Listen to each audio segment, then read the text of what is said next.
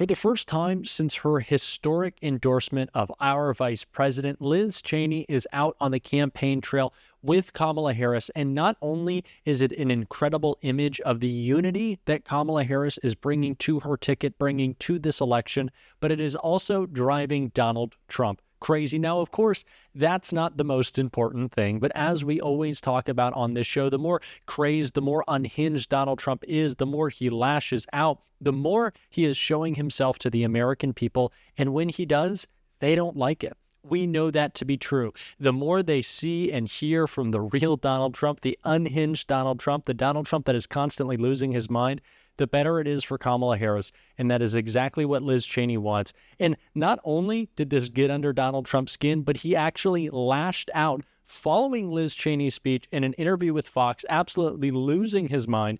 And we are going to get into all of that. But before we do, if I could quickly ask you to leave a like on this video. And if you enjoy our channel, to hit that subscribe button. It goes a long way in supporting the work we're doing here. Now, before we get into Donald Trump's meltdown, let's hear from Liz Cheney on the campaign trail.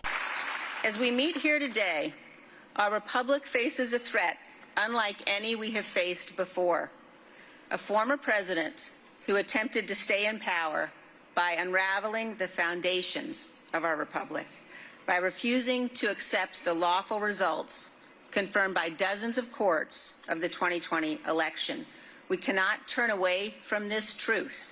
In this election, putting patriotism ahead of partisanship is not an aspiration, it is our duty.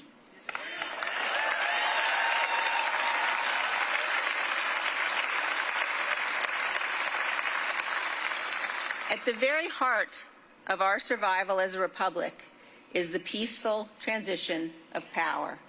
Ronald Reagan said this was nothing short of a miracle, that every 4 or 8 years, the most powerful office in our land, indeed the most powerful office in the world, is passed peacefully to a new president. In the United States of America, violence does not and must never determine who rules us. Voters do.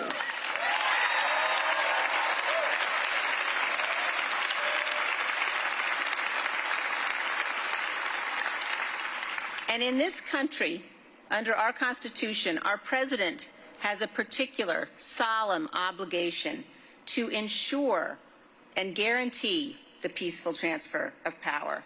Since the beginning of the Republic, every president in our history has fulfilled that duty. Every president until Donald Trump. When Donald Trump woke up on the morning of January 6, 2021, his intention, despite having lost the election, was that he would remain president. Rather than accept his loss and concede defeat, he had spent months overseeing a multi-part plan to attempt to seize power and remain in office. An incredibly powerful message and a reminder of how many Republicans are coming out to support Kamala Harris. And of course, we talk about this all the time. It's not just former Republicans in the House or the Senate. It's not just former Trump officials who saw how dangerous he was in the White House and know he can never return again.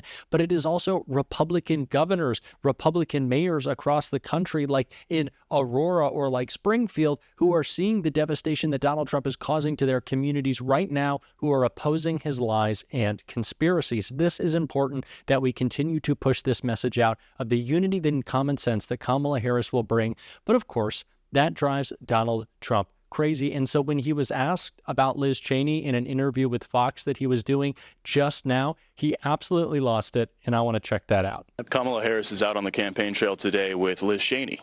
Your thoughts on that? Well, Liz Cheney lost for Congress. She was terrible. Liz Cheney is a stupid war hawk. All she wants to do is shoot missiles at people. I really think it hurts. I think, frankly, if Kamala, I think they hurt each other. I think they're so bad, both of them. First of all, Donald Trump's go-to attack on Liz Cheney was that she lost her House seat. First of all, I think that is impressive. I think it is honorable that Liz Cheney was willing to give up her House seat to defend our democracy. Donald Trump, you also lost in 2020, but you did the opposite. You lost dishonorably trying to attack our democracy, trying to overthrow our election. But then Donald Trump continues to levy this accusation. It's really his go-to talking point at this point, calling anyone who he disagrees with or who disagrees with him dumb.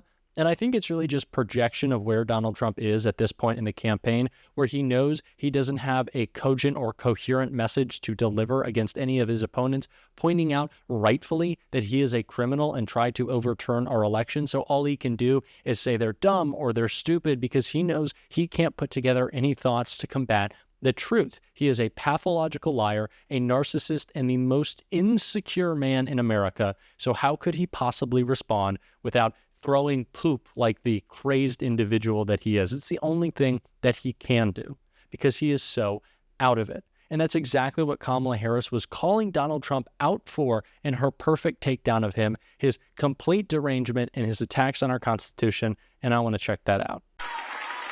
And the tragic truth that we are facing in this election for President of the United States is that there is actually an honest question about whether one of the candidates will uphold the oath to the Constitution of the United States.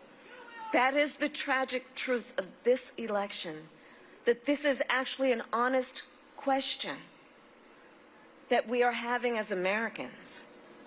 And I know the vast majority of us agree that upholding the Constitution must be a basic requirement we expect of anyone seeking the highest office in the land. I know the vast majority of us, regardless of your political party, agree we must hold sacred America's fundamental principles, from the rule of law to free and fair elections to the peaceful transfer of power.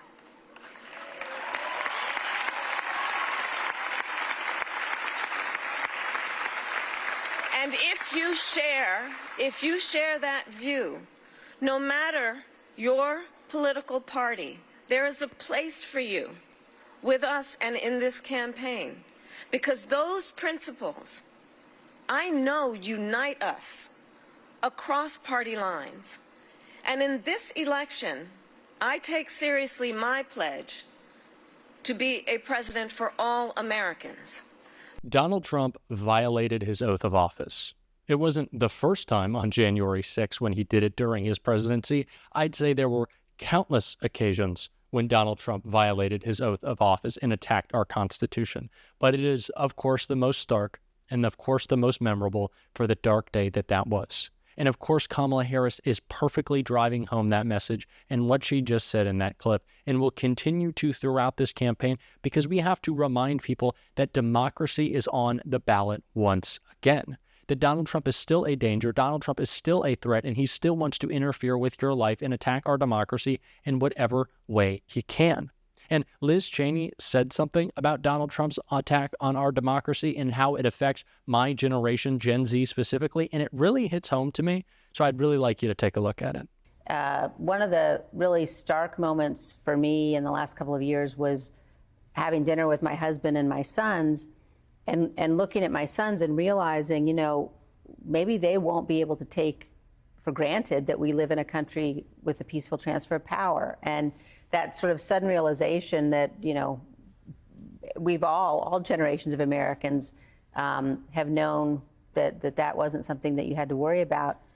Now we do have to worry about it. And so I think making sure that we kind of pull back from that abyss is what I'm very much focused on. Not worried about the enemies list. I think my generation is so politically active and is so involved because we know that every election in the Donald Trump era could have been our last, that if Donald Trump won in 2020, there's a chance that he just wouldn't have left, that he would have tried to institute himself as the dictator on day one that he wants to be if he wins this time.